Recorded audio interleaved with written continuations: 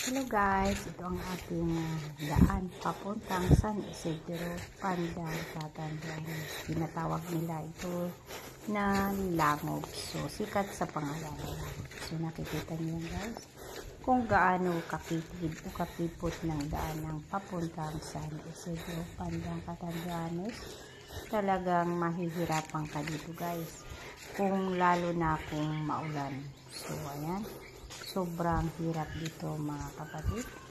Kaya swerte kung ito ay mapagawa ng ating pamahalaan dahil magiging maganda ang transportasyon dito mga kapatid. So, kung maulan mga kapatid, talagang bit-bit mo ang iyong mga tsinelas dahil kapag hindi ay malilibing ang tsinelas sa tindi ng putik dito mga kapatid.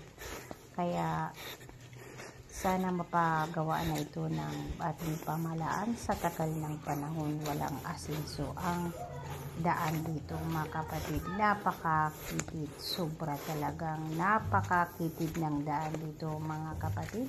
Maputik na, kaya kapag pupunta luluwas ng bayan talagang hingal, tudo o kung may ulan pa talagang ikaw ay hirap sa paglalakad. Kung matsimpuan pa, madudulas ka pa o magkakasugat.